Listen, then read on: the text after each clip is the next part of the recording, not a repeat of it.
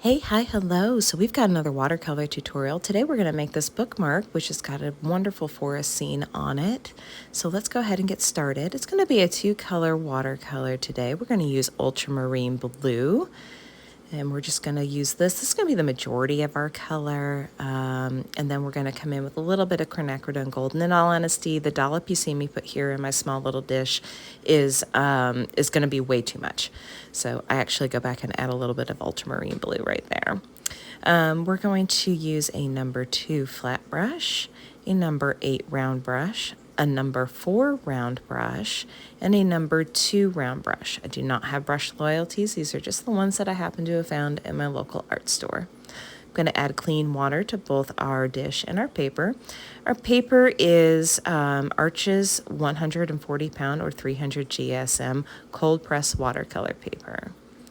We're going to try our hardest to keep the bottom portion of this paper, maybe a 1/4 inch up from the bottom of the paper, as white as it can be. It does not have to be a straight line, and I like to use this wet on wet technique when I'm starting out with these designs because I like having a little bit of that color kind of just bleed down to the bottom. But you'll notice most of our color is going to be in the top. We're going to dry that, and then we're going to use a tool. You can use a sewing needle. I've got this little piece of leftover incense burning, and we're going to start making background trees using this. What this is doing is I'm pressing into the paper and pulling up, and that's going to go ahead and create a little bit of tactile and ridges for our next layer of color. Again, I want the bottom portion of that bookmark to remain white, so I'm only adding a little bit of water to the top, not to the bottom.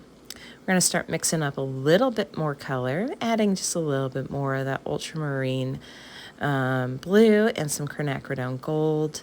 Again, still want it to be more blue than gold, and I'm just adding a little bit of an ombre effect. It's hard to see here, but very lightly there are some trees in the background. Now that we've got it still wet, I'm going to come back in with that tool and again push in and drag up. This is just creating our background trees. We're only going to use the upper portion of the paper for those. Now we're coming in with our number 2 round brush and just pulling up. We're getting a little bit more definition of trees as we build our forest. This one was a little bit darker for me, so I decided to extend it further down the page because trees that are closer to us in this piece are going to be further down the page and darker. Trees that are further away are going to be higher up and thinner and lighter. So even if you do make a little mistake, it's totally okay. You can roll with it. Now that we've got that done, we're going to dry our piece. Again, we're only going to wet the top portion of our paper, leaving that 1/4 inch at the bottom dry. I'm going to mix up even more of an ultramarine and quinacridone gold. And there I'm testing to see what color it is.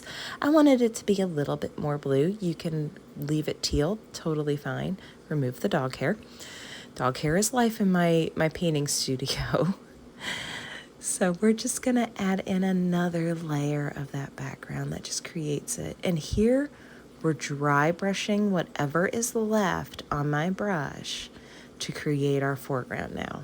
We're going to dry it again. Key to this is so many layers, lots and lots of layers. Coming in with my number 4 round brush only because I can get some pretty good details with this number 4. Not all number 4s are created equal, so that's why I don't really go with any kind of a brand. This just happens to be the one I like. And now we're going to make some trees. They're going to be thicker and darker than our background trees. They're going to come further down the paper. And I'm just dragging up the main trunk of that and then creating branches off of it.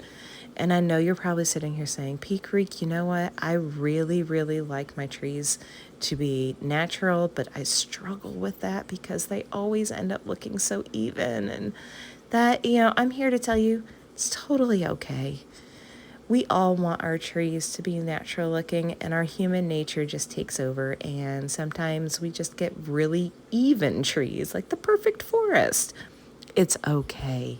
There's nothing wrong with that. Just keep practicing. I'm not always the best at it. I have a very specific pattern I follow with my trees. And then in some cases, like right now, I'm very tree heavy on the right here. So we'll fix that. No big deal. I'm also kind of getting the vibe that there's a path that I've created in here, like something I want to hike along. So I'm going to start adding little tufts of grass around the area too. To add grass, you just kind of quickly pull up. It's just really that easy. Just a little light drag upward with your brush. And it just creates these cute little tufts of grass or little shrubs here and there. No big deal. It's all in fun and exploration. That's the beauty of painting intuitively like this, for me anyways. I like to just pretend I'm exploring. So I think I'm okay with where we're at. So now we're going to add shadows. This is going to tie everything together. And here you can see I'm just adding a shadow. All my shadows are going to be to the right of my main elements here in the foreground.